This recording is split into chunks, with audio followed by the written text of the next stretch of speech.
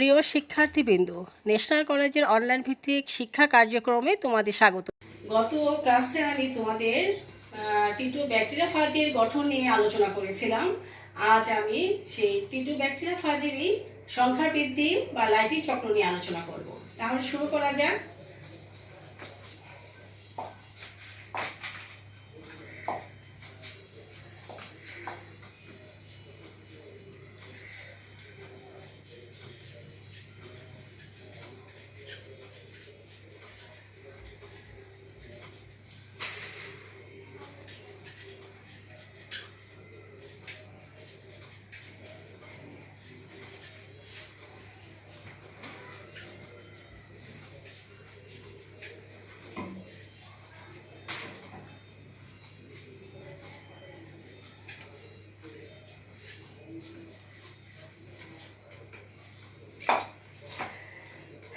আজ আমি তোমাদের টিটু ব্যাকটেরিয়াফাজের সংখ্যা বৃদ্ধি বা লাইটিং চক্র নিয়ে আলোচনা করব।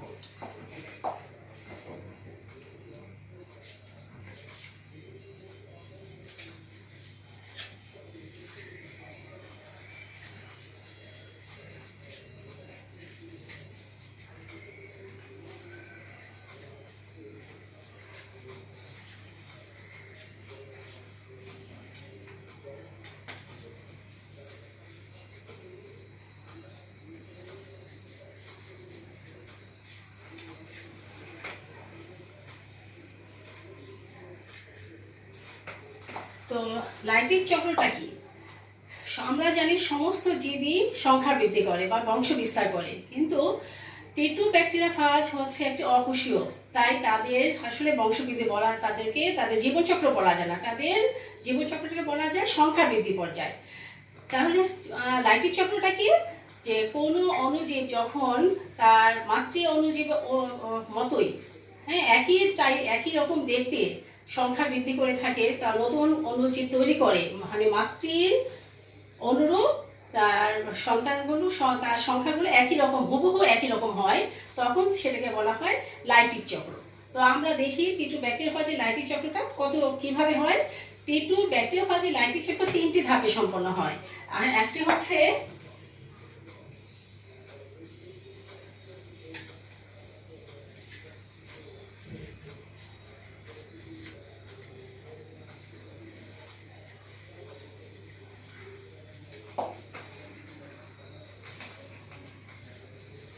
এক নম্বর হচ্ছে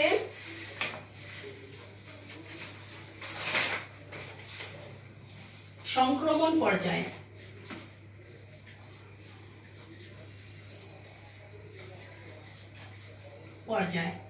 দুই নম্বর হচ্ছে সংখ্যা বৃদ্ধি পর্যায়।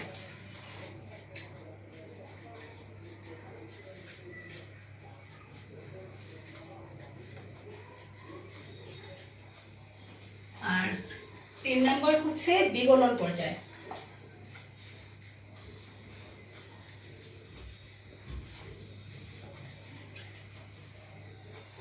এখন আমরা চিত্রে দেখি, একটু মনোযোগী হই কিভাবে আমরা এই যে সংখ্যা বৃদ্ধি করে। প্রথমে দেখো, এটা হচ্ছে ইকোলাই ব্যাকটেরিয়া।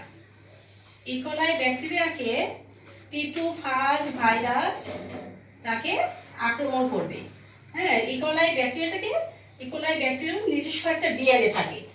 টিটু ব্যাকটেরিয়াফাজ এই ইকোলাই ব্যাকটেরিয়াকে প্রথমে কি করবে, তাকে আক্রমণ করবে। হ্যাঁ, আক্রমণ করার পরে সংক্রমণ পর্যায়টি হচ্ছে টিটু ব্যাকটেরিয়াফাজ ভাইরাসটি যে কোনো একটি ইকোলাই ব্যাকটেরিয়াকে তার সংস্পর্শে আসবে, এসে তাকে আঁকড়ে ধরবে। তারপর পরবর্তীতে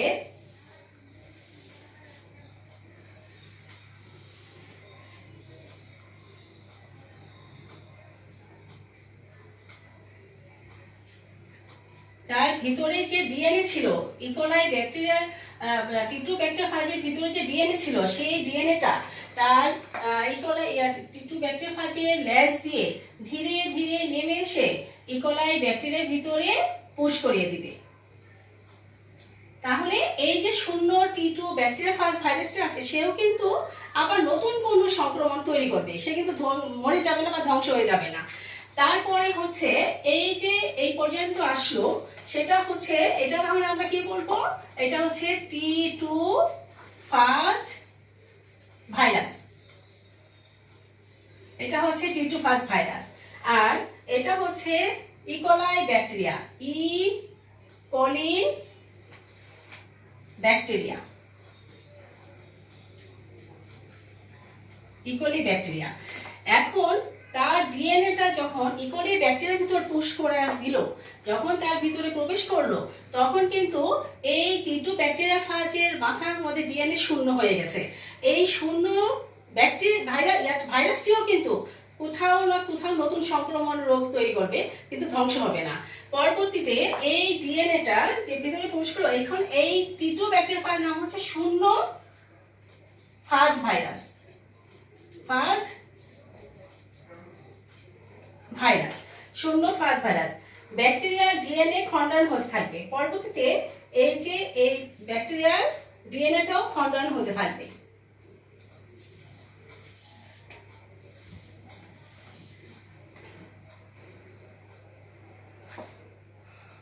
ব্যাকটেরিয়ার ডিএনএটা পাশাপাশি খণ্ডন হতে থাকবে।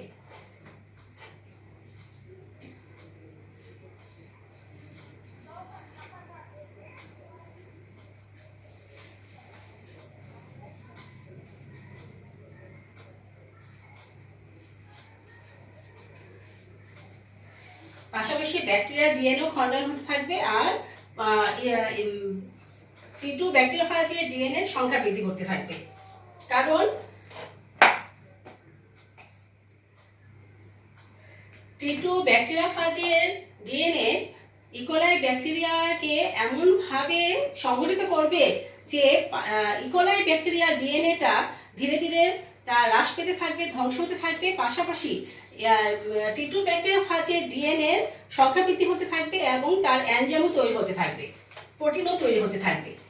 এবং পরবর্তীতে আমরা দেখতে পাবো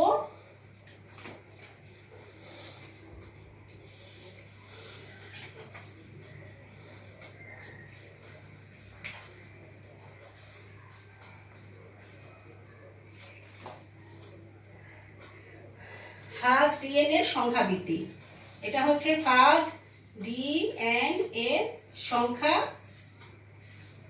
বৃদ্ধি, সংখ্যা বৃদ্ধি। এবং এরপরে যখন দেখব প্রোটিন, এরপরে ইকোলাই ব্যাকটেরিয়ার ভিতর তার বিভিন্ন টাইপের, ইকোলাই ব্যাকটেরিয়ার ভিতরে T2 ব্যাকটেরিয়া ফাজে আলাদা আলাদা ভাবে ডিএনএ, তারপর হচ্ছে হেড, টেল, স্পাইক, স্পর্শতন্ত্র সব তৈরি হতে থাকবে। এই যে হচ্ছে এটা হচ্ছে হেড, তারপরে এগুলো হচ্ছে ডিএনএ, তারপর হচ্ছে এটা হচ্ছে টেল, এগুলো হচ্ছে স্পর্শতন্ত্র, এরপরে এই হচ্ছে কলার। এইভাবে একাধিক অসংখ্য হেড, লেজ, তারপর স্পাইক, স্পর্শতন্ত্র, টেল, তারপর হচ্ছে কলার ইত্যাদি তৈরি হবে। হওয়ার পরে এক পর্যায়ে গিয়ে এরা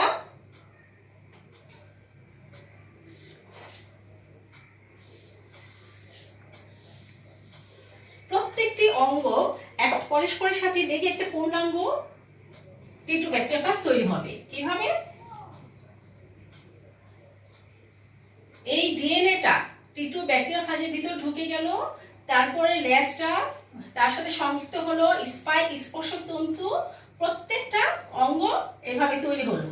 এইভাবে প্রায় 30 মিনিটের মধ্যে 300 নতুন নতুন T2 ব্যাকটেরিয়া ফাজের সৃষ্টি হয় এবং শেষ পর্যন্ত এই T2 ব্যাকটেরিয়া ফাজটা ইকোলাই ব্যাকটেরিয়াকে ধ্বংস করে সবগুলো বের হয়ে আসবে, আর এটাকে বলা হচ্ছে বিগলন পর্যায়। তারপর আবার নতুন কোনো T2 ব্যাকটেরিয়া ফাজ, এই নতুন নতুন T2 ব্যাকটেরিয়া ফাজগুলো আবার কোনো ইকোলাই ব্যাকটেরিয়ার সংস্পর্শে এসে একইভাবে তার জীবন চক্রটা সম্পন্ন করবে। তাহলে আমরা কি দেখতে পেলাম? এই জীবন চক্রটাকে বলা হয় লাইটিক চক্র।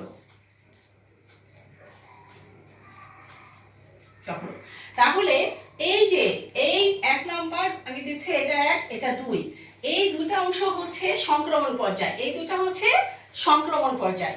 এই সংক্রমণ পর্যায়ে কি দেখতে পেলাম? সংক্রমণ পর্যায়ে দেখতে পেলাম প্রথমে T2 ব্যাকটেরিয়া ফাজটি কি করলো? একটি ইকোলাই ব্যাকটেরিয়াকে তার সংস্পর্শে এলো, এসে তাকে আঁকড়ে ধরলো।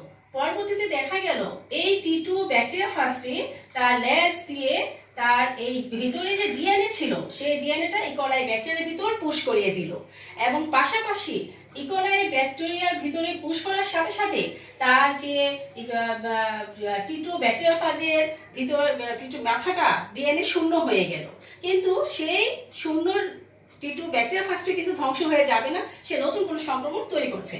তারপরে 2 নম্বরে এসে এই দুইটা হচ্ছে সংক্রমণ পর্যায়, এই দুইটা হচ্ছে সংক্রমণ পর্যায়। তারপর হচ্ছে সংখ্যা বৃদ্ধি পর্যায়। কিভাবে? এই যে ডিএনএটা টি2 ব্যাকটেরিয়া ফাজের ডিএনএ যে ইকোলাই ব্যাকটেরিয়ার ভিতরে ঢুকলো, সেখানে যাওয়ার পরে তার দেখা যাচ্ছে যে কিছু সময়, অল্প সময়ের মধ্যে টি2 ফাজ ব্যাকটেরিয়া তার এনজাইমকে টি2 ব্যাকটেরিয়া ফাজের এনজাইম তাকে এমনভাবে সংগঠিত করলো যে পাশাপাশি ইকোলাই ব্যাকটেরিয়ার ডিএনএ, নিজস্ব ডিএনএ ধীরে ধীরে ধ্বংস হতে শুরু করলো, আর পাশাপাশি টি2 ব্যাকটেরিয়া ফাজের ডিএনএ সংখ্যা বৃদ্ধি শুরু করলো, এবং পাশাপাশি প্রোটিনও তৈরি হতে শুরু করলো। এক পর্যায়ে দেখা গেল যে টি2 ব্যাকটেরিয়া ফাজের ডিএনএ সংখ্যা অনেক বেড়ে গেল, এবং তার প্রোটিন আবরণগুলো তৈরি হয়ে গেল, এবং এক পর্যায়ে দেখা গেল তার মাথা, টেল, হেড, লেজ সব কিছু আবার নতুন করে তৈরি হলো, এবং তারপরে গিয়ে সবগুলো এক পরস্পরের সাথে যুক্ত হয়ে অসংখ্য 30 মিনিটের মধ্যে, মাত্র 30 মিনিটের মধ্যে 300-র মতো নতুন নতুন টি2 ব্যাকটেরিয়া ফাজের সৃষ্টি হলো। তাহলে এই পর্যন্ত হচ্ছে সংক্রমণ পর্যায়। আর এই তিনের এ ধরলাম, 3-এর এ, 3-এর বি, 3-এর বি, আর হচ্ছে 3-এর সি, 3-এর সি, এই তিনটা হচ্ছে তোমাদের এই তিনটা হচ্ছে গিয়ে সংখ্যা বৃদ্ধি পর্যায়। কারণ এখান থেকে তার সংখ্যা বৃদ্ধি শুরু করলো, ডিএনএ গুলো খুব ভেঙে ভেঙে অসংখ্য ডিএনএ তৈরি হলো, তারপর প্রোটিন তৈরি হতে শুরু করলো, পাশাপাশি ইকোলাই ব্যাকটেরিয়ার নিজস্ব ডিএনএটা ধ্বংস হতে শুরু করলো। তারপর এখানে এসে দেখা গেল অনেকগুলো টেল, হেড, লেজ, তারপরে স্পাইক, স্পর্শক তন্তু, কলার, এই সব কিছু তৈরি হলো। তাই এটাকে বলা হচ্ছে সংখ্যা বৃদ্ধি পর্যায়। তারপরে যখন সম্পূর্ণগুলো অঙ্গগুলো তৈরি হয়ে গেল, প্রত্যেকের সাথে লেগে যখন একটা পূর্ণাঙ্গ, অনেকগুলো পূর্ণাঙ্গ টি2 ব্যাকটেরিয়া ফাজ তৈরি হলো, তখন ওই ব্যাকটেরিয়াটাকে, ইকোলাই ব্যাকটেরিয়াকে ধ্বংস করে তারা বিগলন করে বাইরে বের হয়ে আসলো, দলে দলে বের হয়ে আসলো। এই যে কাজটা খুব সম্পূর্ণ হলো, তাতে সময় লাগলো কতটুকু ব্যয় হলো? মাত্র 30 মিনিট। তাতে কতগুলো টি2 ব্যাকটেরিয়া ফাজের সৃষ্টি হলো? 300। আর এভাবেই তাদের পুনরাবৃত্তি আবার ঘটবে, যাকে বলা হচ্ছে লাইটিক চক্র। তো আমরা প্রায় শেষে দিকেই চলে আসছে। শিক্ষার্থীরা, তোমরা এবার লক্ষ্য করো, আমি তোমাদের আরেকটি প্রশ্ন ছিল যে ভাইরাসকে জীব ও জ্বরের যোগসূত্র বলা হয় কেন? সেই আমাদের এতক্ষণ আলোচনার মধ্যে এই কথাটা অনেকবারও হয়েছে, তবে আমি এই প্রশ্নের আলোকে আরেকবার ব্যাখ্যা করতে চাচ্ছি। সেটা হচ্ছে ভাইরাসকে কেন জীব ও জ্বরের যোগসূত্র বলা হয়। যোগসূত্র মানে দুইটারই মাঝামাঝি, অর্থাৎ ভাইরাসকে জীবও বলা যাবে না, পূর্ণাঙ্গ জীব বলা যাচ্ছে না, ভাইরাসকে পূর্ণাঙ্গ জ্বরও বলা যাচ্ছে না। কিন্তু ভাইরাসের মধ্যে জীবীয় বৈশিষ্ট্য আছে, আবার জড় বৈশিষ্ট্য আছে, আর সেই জন্য কিন্তু ভাইরাসকে জীব ও জ্বরের যোগসূত্র বলা হয়। এবার যুক্তি দিয়ে আমরা এটা ব্যাখ্যা করি। যেমন ভাইরাসকে কেন আমরা জীবীয় বলবো, কেন জীবীয় বৈশিষ্ট্য আছে, কি বৈশিষ্ট্যগুলো আছে যাকে আমরা ভাইরাসকে জীবের আওতায় নিয়ে আসা যায়। অর্থাৎ ভাইরাসের মধ্যে ডিএনএ অথবা আরএনএ আছে। আমরা জানি ডিএনএ আরএনএ হচ্ছে একটি জীবের বৈশিষ্ট্য, তাই ভাইরাসকে আমরা বলতে পারি জীব। আবার ভাইরাসের কোষের ভিতর, জীবকোষ আমরা যেমন দেখি যে জীবকোষের অভ্যন্তরে মানে জীবকোষ সবসময় সংখ্যা বৃদ্ধি করতে পারে, তো ভাইরাসও সেরকম কোনো একটা জীবের সংস্পর্শে যখন আসে তখন কিন্তু সে সংখ্যা বৃদ্ধি করছে। জড়বস্তু তো কোনো কিছু সংখ্যা বৃদ্ধি করতে পারে না, কিন্তু জীবে একটা প্রধান বৈশিষ্ট্য হচ্ছে বংশবৃদ্ধি করা, সংখ্যা বৃদ্ধি করা, সেটা তো ভাইরাস করছে। অর্থাৎ জীবের সংস্পর্শ এলেই তারা সংখ্যা বৃদ্ধি করে, তাই তাকে আমরা জীব বলতে পারি। আবার দেখা যাচ্ছে যে ভাইরাসের মধ্যে জেনেটিক রিকম্বিনেশন ঘটতেও দেখা যায়, যা হচ্ছে জীবেরই একটা বৈশিষ্ট্য। আবার দেখা যাচ্ছে যে ভাইরাসে কখনো কখনো ভাইরাসের মধ্যে ভেরিয়েশন হয়, মিউটেশন হয়, সেটাও একটা জীবের বৈশিষ্ট্য। হঠাৎ পরিবর্তন হয়ে যাওয়া, ধীরে ভাইরাস অনেক পরিবর্তনও ঘটায় দেয়। যেমন আমরা করোনা ভাইরাসের ক্ষেত্রে দেখতে পাচ্ছি তাদের ভেরিয়েশন হচ্ছে, তাদের মিউটেশন ঘটতেছে, যার ফলে ভাইরাসেরকে মানে শনাক্ত করে তার যে একটা প্রতিরোধের জন্য যে প্রতিকারের জন্য কোনো একটা পদক্ষেপ নেবে তা নিতে পারছে না, কারণ সে মুহূর্তে মুহূর্তে তার মিউটেশন চেঞ্জ করছে। তো একটা জড় বস্তু কিন্তু কখনোই তার মানে অবস্থা পরিবর্তন করতে পারে না, জীব পারে। তো ভাইরাসে যেহেতু ভেরিয়েশন মিউটেশন ঘটতে দেখা যায়, তাহলে সেটা জীব। আবার দেখো, ভাইরাস কিন্তু রোগ আক্রমণকারী ব্যাকটেরিয়ার মতোই ভাইরাসও কিন্তু সজীব কোষ ছাড়া বাঁচতে পারে না। আমরা প্রাণীরা কিন্তু কি সজীব কোষ, আমাদের দেহে কিন্তু সজীব কোষ বিদ্যমান। তো ভাইরাসও দেখা যাচ্ছে যখন কোনো একটা জীবের সংস্পর্শে আসে, কোনো একটা সজীব কোষের সংস্পর্শে আসে, তখন সে বাঁচে। হ্যাঁ, তার সজীব কোষ ছাড়া সেও বাঁচতে পারে না। সো ভাইরাস একটি জীব। এখন কোনো কোনো বিজ্ঞানীরা বলছে যে এটা জীব, কারণ তার এই বৈশিষ্ট্যগুলো বিদ্যমান। কিন্তু পাশাপাশি তার মানে জড় বৈশিষ্ট্যও কম নেই। তাই আমরা মানে শুধুই যে তাকে জীবে বলবো যে না সে জীব, তাও বলতে পারছি না, কারণ পাশাপাশি তার জড় বৈশিষ্ট্যেরও অনেক কিছু দেখা যাচ্ছে। ভাইরাস যে একটা জড়, তারও অনেক যুক্তি আছে। বৈশিষ্ট্যগত যুক্তিগুলো যদি আমরা উপস্থাপন করি, দেখতে পাবো যে ভাইরাসের কোনো নির্দিষ্ট কোষ নেই। জীবের প্রধান বৈশিষ্ট্য হচ্ছে তার দেহে অন্তত একটি হলেও কোষ থাকবে। তো ভাইরাসের দেহে যেহেতু কোনো কোষই নেই, তাহলে আমরা তাকে কিভাবে জীব বলবো? সে তো অবশ্যই জড়বস্তু। তারপরে দেখো, এদের কোনো জৈবিক কার্যকলাপ অন্য সজীব কোষ ছাড়া ঘটতে পারে না। ভাইরাস অন্য সজীব কোষের বাইরে যখন থাকে, অর্থাৎ মাটি, পানি, বায়ু এদের মধ্যে যখন থাকে, তখন কিন্তু সে নড়াচড়া, খাওয়া, কোনো কিছু তার সংখ্যা বৃদ্ধি কিছুই করে না, জাস্ট একটা জড়বস্তুর মতো অবস্থান করে। তাহলে কেন সে তাকে আমরা জীব বলবো? আবার দেখো যে ভাইরাসের মধ্যে যেহেতু কোষ নেই, তাই তার একটা কোষের প্রধান বৈশিষ্ট্য হচ্ছে সাইটোপ্লাজম, নিউক্লিয়াস, কোষীয় বিভিন্ন অঙ্গাণু, এন্ডোপ্লাজমিক রেটিকুলাম এগুলা থাকবে, বিভিন্ন বিপাকীয় এনজাইম থাকবে। কিন্তু ভাইরাসের মধ্যে তো সাইটোপ্লাজম, নিউক্লিক অ্যাসিড, কোষীয় বিভিন্ন অঙ্গাণুগুলো, এমনকি বিপাকীয় এনজাইমও নেই। তাহলে ভাইরাসকে কেন আমরা জীব বলবো? আবার দেখো, ভাইরাসকে যখন ক্রিস্টালে বা স্ফটিক দানায় রূপান্তর করা যায়, এবং উক্ত দানা কিন্তু আবার বহুদিন পর্যন্ত অপরিবর্তন থাকে। স্ফটিক দানায় রূপান্তর করে যদি ভাইরাসকে আমরা রেখে দেই, তাহলে এটা বহুদিন পর্যন্ত ঠিক অবিকল একই অবস্থায় থেকে যাবে। তাহলে কি অদ্ভুত না? সেটা তো সম্পূর্ণ জড় বৈশিষ্ট্যেরই আচরণ করছে। আবার রাসায়নিক দিক দিয়েও যদি ভাইরাসকে আমরা বিশ্লেষণ করি, তাহলে দেখব যে ভাইরাসের মধ্যে শুধু প্রোটিন আর নিউক্লিক অ্যাসিড আছে, কিন্তু এই দুটার সমন্বিত রূপ মাত্র, এর বাইরে কিছুই নেই। অর্থাৎ নিউক্লিয় প্রোটিন নিয়েই শুধু ভাইরাসের দেহ গঠিত। তো এগুলা, এই সকল এই ন্যূনতম বৈশিষ্ট্য দিয়ে কখনো তাকে আমরা জীবীয় আওতায় ফেলতে পারি না। তাই জীবীয় বৈশিষ্ট্য যেমন যুক্তি আছে, ভাইরাসের জড়ীয় বৈশিষ্ট্যরও তেমন যুক্তি আছে। সো আমরা সে কারণে আমরা কি করতে পারবো, যে ভাইরাসের যেহেতু কোষ প্রাচীর, কোষ ঝিল্লি, সাইটোপ্লাজম নেই, তাই ভাইরাস একটি অকোষীয় রাসায়নিক বস্তু, এবং ভাইরাস হচ্ছে জীব ও জ্বরের যোগসূত্র। অর্থাৎ জীব থেকে জ্বর থেকে যে জীবের সৃষ্টি হয়েছে, সেটার একটা যোগসূত্র হিসেবে ভাইরাস কাজ করছে, এইটাই আমরা বলতে পারি। অর্থাৎ ভাইরাস জীব ও জ্বরের যোগসূত্র। ভাইরাস শুধুই কেবল জীব বা শুধুই কেবল জ্বরও, তা বলা যাবে না। ঠিক আছে, এবার আমরা ভাইরাসের একদম শেষ প্রান্তে চলে আসছি, আর সেটা হচ্ছে ভাইরাসের অর্থনৈতিক গুরুত্ব। অর্থনৈতিক গুরুত্ব বলতে আমরা আসলে কি বুঝি? অর্থনৈতিক গুরুত্ব বলতে আমরা আসলে কি বুঝি? অর্থনৈতিক গুরুত্ব হচ্ছে যে শুধু ভাইরাস যে আমাদের কেবল অপকারই করে তাও না, উপকার করে। তো যে সকল জীব আমাদের জীবনে উপকারের অংশটাই বেশি, সেই সকল জীবগুলাকে আমরা উপকারী প্রাণী বা উদ্ভিদ হিসেবে চিনি। অন্যদিকে যে সকল জীব বা জীবগুলো, উদ্ভিদ বা প্রাণী, যারা আমাদের অর্থনৈতিক ক্ষেত্রে অপকারের অংশটাই বেশি রাখে, সেইগুলোকে আমরা অপকারী প্রাণী হিসেবেই চিনি। তবে মনে রাখবে, পৃথিবীতে কোনো জীবই শুধুমাত্র অপকার করার জন্যই জন্ম হয়নি, অথবা শুধু কেবলই উপকারী করে যাবে সেটাও হয়নি, সেই কারণে জন্ম হয়নি। অর্থাৎ প্রতিটা জীবই, হ্যাঁ, অপকার উপকার দুটা দিকে আছে। কারোর ক্ষেত্রে উপকারের দিকটা বেশি, অপকারের দিকটা কম, আর কারো কারো ক্ষেত্রে অপকারের অংশটা বেশি, উপকারী দিকটা কম।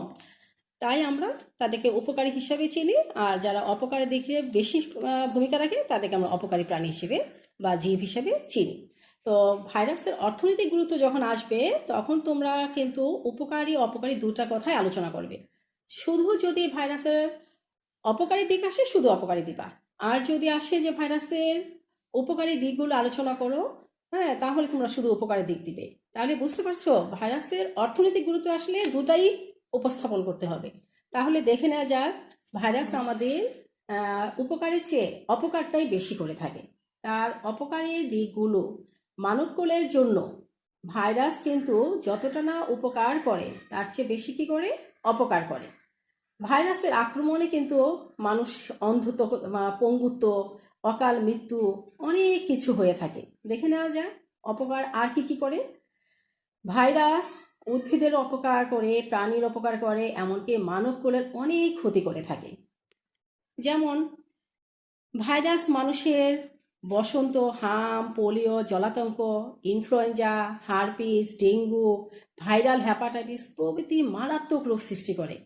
আবার ভাইরাস কি করে উদ্ভিদের ক্ষেত্রেও মোজাইক রোগ, লিফ রোল, মানে লিফ রোলটা কি, যে সকল পাতাগুলো কুঁচকায়া যায় সেটা হচ্ছে লিফ রোল। তারপরে হচ্ছে বুসি স্ট্যান্ড, ধানের টুঙ্গ ইত্যাদি প্রায় 300 প্রকার রোগ ভাইরাস দ্বারাই ঘটে থাকে। এতে ফসলের উৎপাদন বিলুপ্তভাবে হ্রাস পায়। গরুর বসন্ত, গরু, ভেড়া, ছাগল, শূকর, মহিষ ইত্যাদি বিভিন্ন প্রাণী আছে যাদের ফুট অ্যান্ড মাউথ রোগ হয়। অর্থাৎ এই রোগটি বলতে আমরা কি বুঝি, এই রোগটি হচ্ছে গরু ছাগলের মানে বিভিন্ন পশুদের পা ও মুখের বিশেষ এক ধরনের ক্ষতরোগ। আর বিশেষ করে কুকুর ও বিড়ালের যে জলাতঙ্ক রোগ হয় সেটাও ভাইরাসবাহিত রোগ, অর্থাৎ ভাইরাস দ্বারা এই রোগগুলো সৃষ্টি হয়ে থাকে। আর ফাজ ভাইরাস অর্থাৎ টিটুফাজ ভাইরাস মানুষের কিছু উপকারী ব্যাকটেরিয়াগুলোকে ধ্বংস করে ফেলে। কিছু কিছু ব্যাকটেরিয়া তো মানুষের অনেক উপকার করে, কিন্তু ফাজ ভাইরাসগুলো সেই ব্যাকটেরিয়াগুলোকে ধ্বংস করে ফেলে। বহুল আলোচিত এইডস নামক যে রোগটা আছে, এইডস কিন্তু কোনো রোগের নাম না, এটা হচ্ছে একটা মানে রোগের কারণ হিসেবে বিজ্ঞানীগণ ভাইরাসকে চিহ্নিত করেছেন।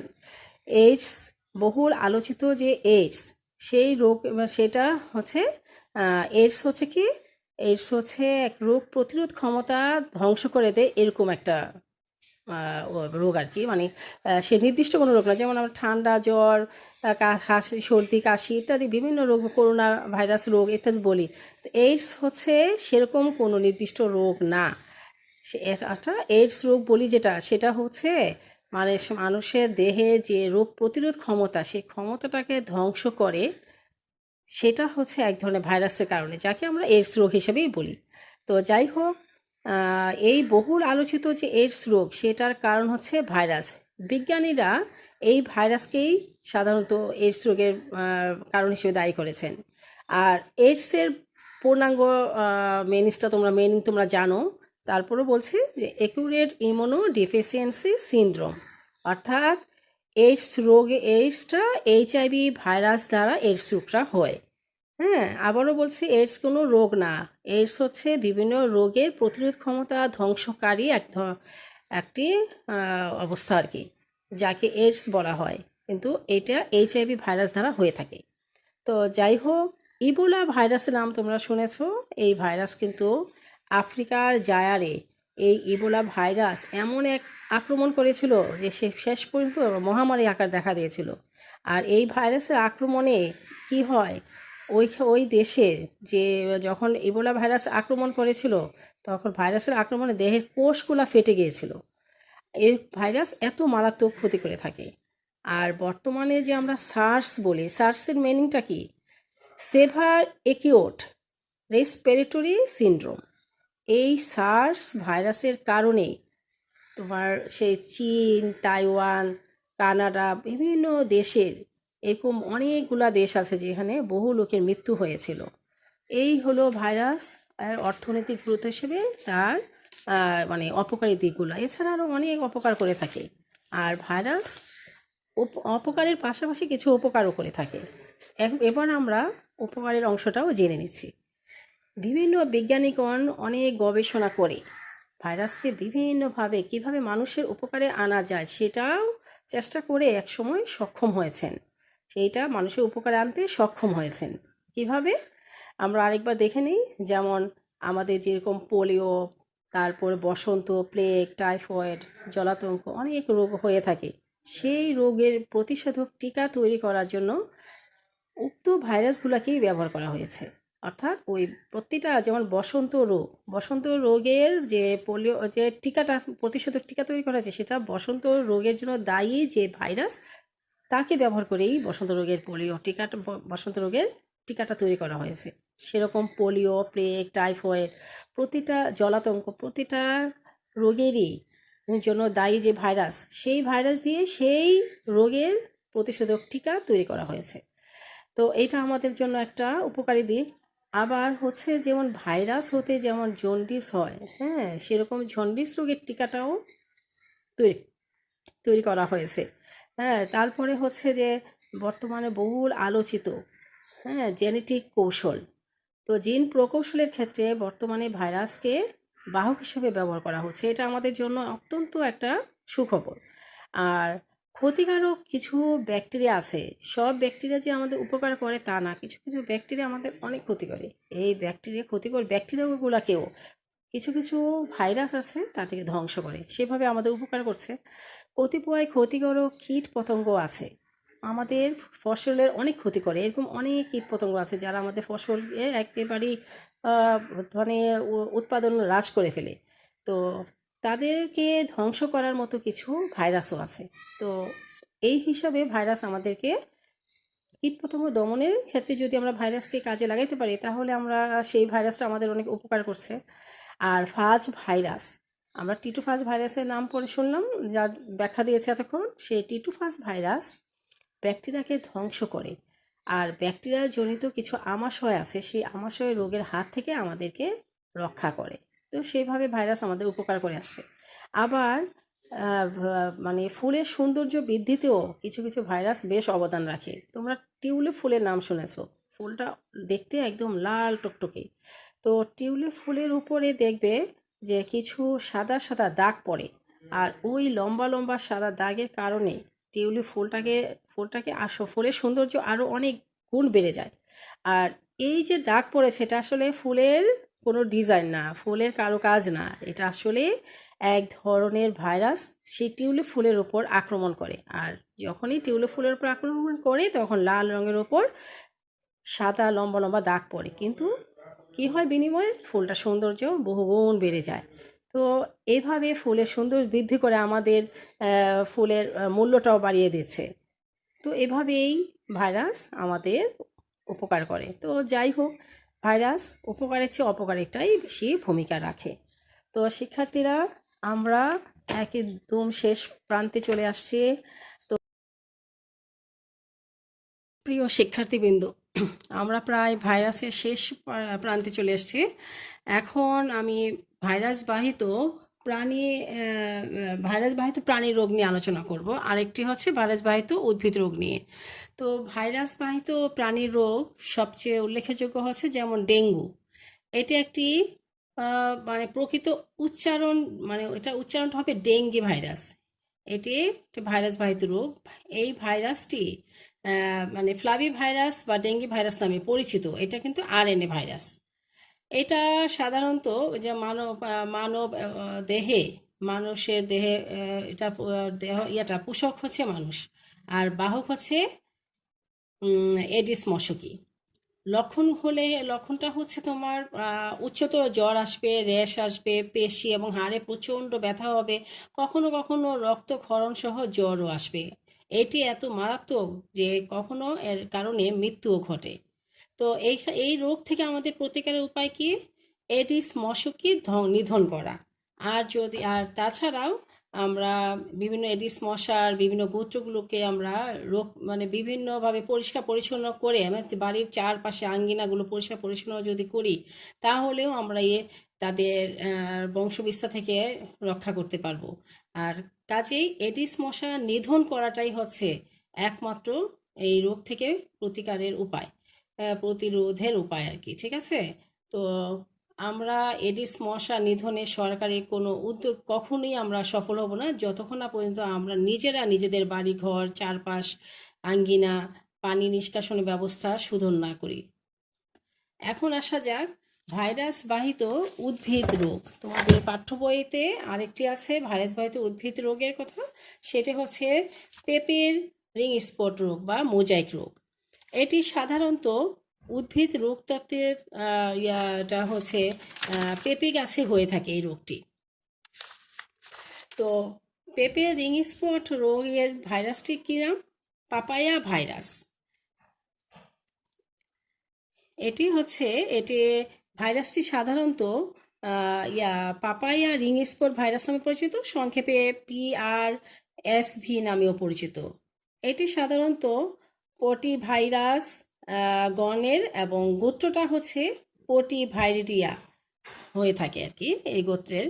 আর এই ধরনের ভাইরাসগুলো সাধারণত দণ্ডাকার হয় আর হচ্ছে এরা প্রায় 760 থেকে 800 ন্যানোমিটার লম্বা হয়ে থাকে আর ব্যাস মানে 12 ন্যানোমিটার হয়ে থাকে। আর এটা কিন্তু RNA ভাইরাস। তো এটা কিভাবে সংক্রমণ হয় পেঁপে গাছে? এক ধরনের জাপ পোকা আছে, আরেকটি সাদা পোকা, আরেক জাতের আছে সাদা মাছি। এই জাপ পোকা ও সাদা মাছিগুলো এই পাপায়া ভাইরাস নামক যে ভাইরাসটি পেঁপে গাছে রোগ ছড়ায় তাকে, এই রোগটিকে এই দুই প্রজাতির মাছি এরা এবং পোকা এরাই সাধারণত এক পেঁপে গাছ থেকে অন্য পেঁপে গাছে ছড়িয়ে থাকে। এই ভাইরাসগুলো সাধারণত একটা একটা উদ্ভিদ থেকে মানে আক্রান্ত উদ্ভিদ গাছ থেকে তোমার যখন জাপ পোকাগুলো খাদ্য গ্রহণ করবে তখন মাত্র 15 সেকেন্ডের মধ্যেই এই ভাইরাসগুলো ওই পোকাগুলো দেহে ঢুকে পড়বে। তখন ওই পোকাটা যখন উড়ে গিয়ে আবার কোনো সুস্থ উদ্ভিদ পেঁপে উদ্ভিদগুলোর মধ্যে বসবে তখন মুহূর্তেই সেই তার দেহের ওই ভাইরাসটা পাপায়া ভাইরাসটা এই পেঁপে গাছের মধ্যে ছড়িয়ে পড়বে। যদি এই জাপ পোকা বা সাদা মাছি সংখ্যা অনেক বেশি হয় তাহলে দেখা যাবে 4 মাসের মধ্যেই সমস্ত পেঁপে বাগানগুলো সব ধ্বংস হয়ে যাবে।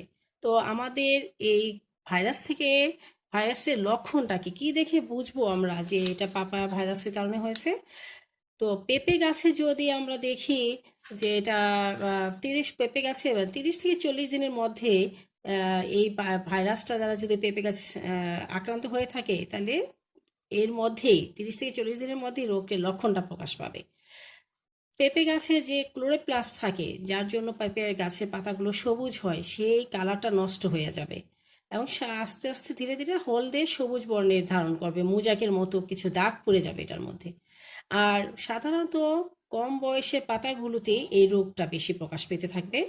তাছাড়া পেঁপেটা হলুদ রঙেরও হয়ে যাবে, কখনো মাত্র রিং স্পট লক্ষণ পেঁপের মধ্যে গোল গোল রিং স্পট মতো দেখা যাবে। তারপরে এমনও হতে পারে যে পেঁপের মিষ্টতা হ্রাস পাবে, ফলন এত কমে যাবে যে শতকরা 90% পর্যন্ত হ্রাস পেয়ে যেতে পারে। তো আমাদের এই সংক্রমণ থেকে আমাদের প্রতিকারের উপায়টা কি? প্রতিকার বা নিয়ন্ত্রণ মানে কি? যদি পেঁপে গাছ আক্রান্ত হয়ে থাকে তাহলে সেই সময় আমাদের পেঁপে গাছগুলোকে রক্ষা করার জন্য আমাদের যা করণীয় সেটাই হচ্ছে প্রতিকার বা নিয়ন্ত্রণ। তা আমরা কি করতে পারি সে সময়? জমির রোগ লক্ষণ যখনই প্রকাশ পাবে সাথে সাথে আমরা সেই আক্রান্ত গাছগুলোকে উঠিয়ে ফেলবো বা মাটিতে চাপা দিয়ে ফেলবো অথবা পুড়িয়ে ফেলবো। আর কি করব যে যেহেতু জাপ পোকা বা সাদা মাছি এরা যেহেতু এই পেঁপে গাছের উপর মানে ঘোরাঘুরি করছে এবং এদের দ্বারা যেহেতু পাপায়া ভাইরাসটি ছড়াচ্ছে তাই আমরা এই জাতীয় পোকাগুলোকে ধ্বংস করার চেষ্টা করব, অথবা পোকাগুলো যেন পেঁপে গাছকে আক্রমণ করতে না পারে তার জন্য সতর্ক থাকব। তাছাড়া চারা লাগানোর সময়ে প্রথমেই আমাদেরকে পেস্টিসাইড স্প্রে করে নিতে হবে, কারণ এটি স্প্রে করলে এফিড পতঙ্গ সাধারণত রোগ ছড়াতে পারে না। এছাড়াও আমাদের বাংলাদেশে একজন বিশিষ্ট বিজ্ঞানী আছেন, তার নাম হচ্ছে ডক্টর মাকসুদুল আলম।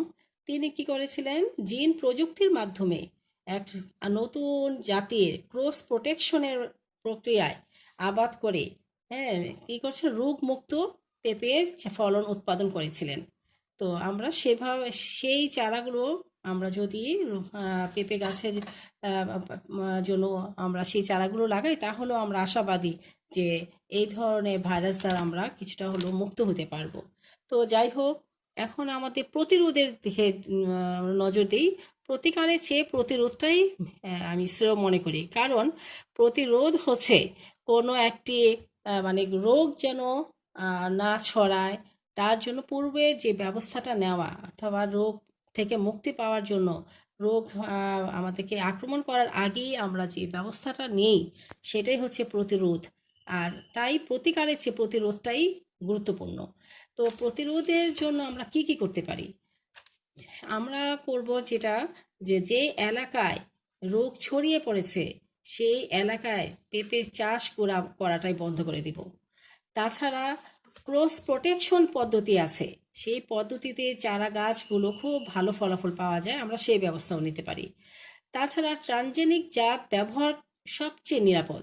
জিনগত পদ্ধতি ব্যবহার করেই এই পাপোয়া PRSVS, হ্যাঁ, কোড প্রোটিন যে জিনটা, সেই জিনকে ভ্রূণ টিস্যুতে সংযুক্ত করেও কিন্তু আমরা নতুন ট্রানজেনিক জাত উদ্ভাবন করতে পারি, যা উদ্ভাবন করা হয়েছিল 1998 সালে। তো যাই হোক, এইভাবেই আমরা পেঁপের প্রতিরোধমূলক ব্যবস্থা করতে পারি।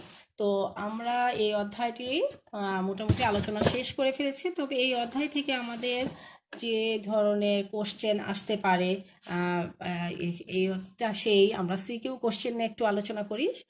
তো আমি ভাইরাসের গঠন, তারপরে ভাইরাসের রেপ্লিকেশন, ভাইরাসের অর্থনৈতিক গুরুত্ব, ভাইরাসের উদ্ভিদ ভাইরাসের মধ্যে যে একটা রোগের নাম এবং প্রাণী ভাইরাস ঘটিত রোগের নাম আমি উল্লেখ করেছি, তার উপর কি ধরনের সৃজনশীল হয়ে থাকে আমি সেটাই এখন তোমাদের সাথে আলোচনা করছি। তো সিকিউ কোশ্চেন এমন যদি হয় যে পি ও কিউ দুটি অণুজীব, একটি পি হচ্ছে দেখতে ব্যাঙাচি আকৃতির এবং তার ভিতরে যে ভিতরের ডিএনএ আছে, আর অন্যদিকে কিউ অণুজীবটি হচ্ছে আদিকোষী। তো এই উদ্দীপক থেকে যদি কোশ্চেনটা এভাবে হয় যে পি অণুজীবটির গঠন, উদ্দীপকের পি অণুজীবটির গঠন চিত্রসহ বর্ণনা করো, তাহলে আমরা তো বুঝতে পেরেছি পিটা কি। যেহেতু সেটা ব্যাঙাচি আকৃতির এবং ডিএনএ বিদ্যমান, অতএব এটা ভাইরাস, T2 ব্যাকটেরিয়াফাজ ভাইরাস। তাহলে আমরা T2 ব্যাকটেরিয়াফাজের দৈহিক গঠন চিত্রসহ বর্ণনা করব। আবার কোশ্চেনটা এভাবেও আসতে পারে যে উদ্দীপকের পি অণুজীবটি কিভাবে কিউ অণুজীবকে ভক্ষণের মাধ্যমে সংখ্যা বৃদ্ধি করে বিশ্লেষণ করো। তাহলে আমরা উদ্দীপকে দেখেছি যে পি হচ্ছে ব্যাঙাচি আকৃতির এবং সেটার মধ্যে ডিএনএ বিদ্যমান, অতএব T2 ব্যাকটেরিয়াফাজ ভাইরাস। আবার বলা হয়েছে কিউ হচ্ছে একটি আদিকোষী, হ্যাঁ, অণুজীব, তার মানে ব্যাকটেরিয়া। আর আমরা এটাও জানি যে T2 ব্যাকটেরিয়াফাজ ভাইরাসটি, হ্যাঁ, ব্যাকটেরিয়ার উপর ফাজ করে, মানে ধ্বংসন করে, তার ভিতরেই সংখ্যা বৃদ্ধি ঘটায়। অতএব এই প্রশ্নের উত্তরটা অবশ্যই ধরতে পেরেছ, এটি হচ্ছে T2 ব্যাকটেরিয়াফাজের সংখ্যা বৃদ্ধি পর্যায় বা রেপ্লিকেশন প্রক্রিয়াটি, যা আমি তোমাদের বর্ণনা করেছি, সেই ব্যাখ্যাটি দিবে। আবার এই উদ্দীপক থেকে এভাবেও কোশ্চেন হতে পারে যে হ্যাঁ, উদ্দীপকের পি অর্থাৎ যে ভাইরাসটি বোঝানো হচ্ছে, তা মানব কল্যাণে কি ভূমিকা রাখে। তাহলে আমরা ভাইরাসের উপকারী দিকগুলো সেক্ষেত্রে ব্যাখ্যা করতে পারি। আবার প্রশ্নটা এভাবেও আসতে পারে উদ্দীপকের পি অর্থাৎ ওই ভাইরাসের কথাই বলা হচ্ছে, তা মানব জীবনের জন্য কি ধরনের ক্ষতি করে থাকে, তার মানে তার ক্ষতিকর প্রভাবটা আমরা এখানে ব্যাখ্যা করব। তো আরও কিছু উদ্দীপক হতে পারে এভাবে যে করিম ও রহিম উভয়ের বাবাই কৃষক, তাদের পেঁপের বাগান আছে। তারা লক্ষ্য করলো যে তাদের পেঁপেগুলো পুষ্ট হওয়ার আগেই ঝরে পড়ছে এবং পেঁপের মধ্যে কিছু রিং স্পট মতো লক্ষণ দেখা যাচ্ছে। তো এই উদ্দীপক থেকে যদি কোশ্চেনটা এভাবে আসে যে উদ্দীপকের রোগের কারণ ও লক্ষণগুলো বর্ণনা করো।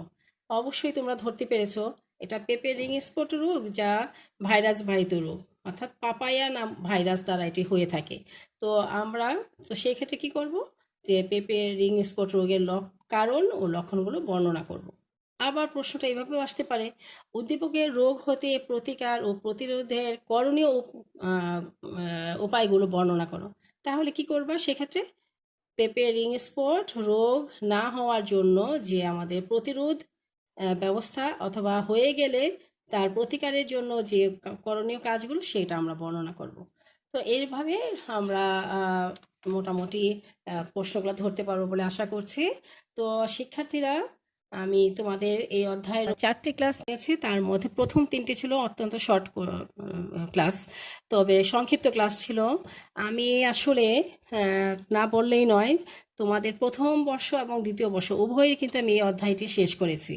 তো উভয়ের আমি ক্লাসটি নেওয়ার আগেই তোমাদের সমস্যাটাকে নিয়ে আমি বেশি চিন্তিত ছিলাম।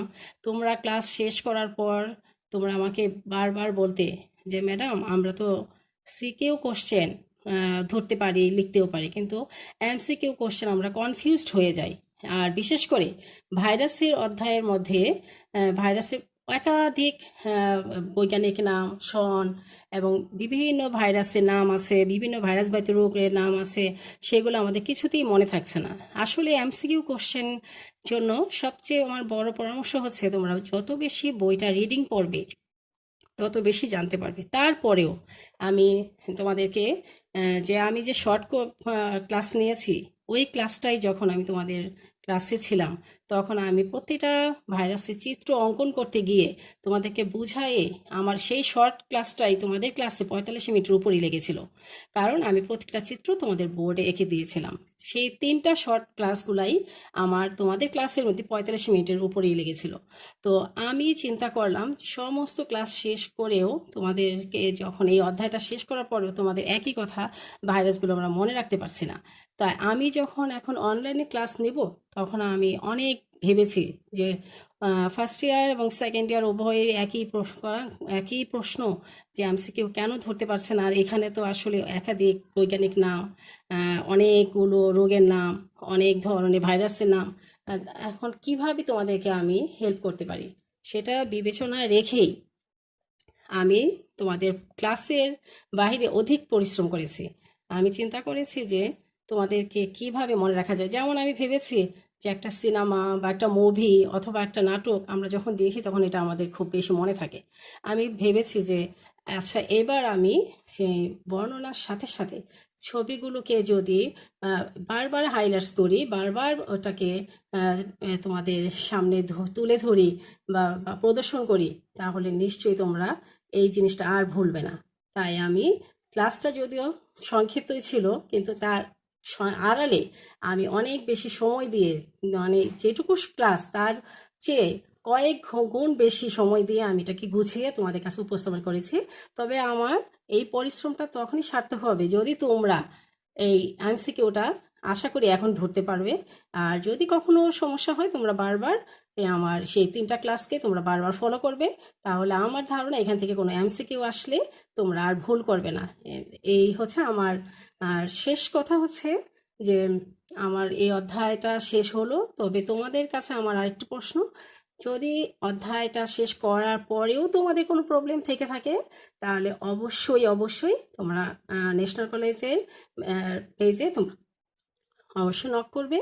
আর আমার সাথে যদি সরাসরি তোমরা কন্ট্যাক্ট করতে চাও, তাহলে আমার যে মোবাইল নাম্বার আছে সেখানে তোমরা সকাল 9টা থেকে রাত 9টার মধ্যে অবশ্যই ফোন করবে, অথবা মেসেঞ্জারে তোমরা প্রশ্ন লিখে আমাকে নক করতে পারবো। আমি অবশ্যই তোমরা উত্তর পাবে ইনশাল্লাহ।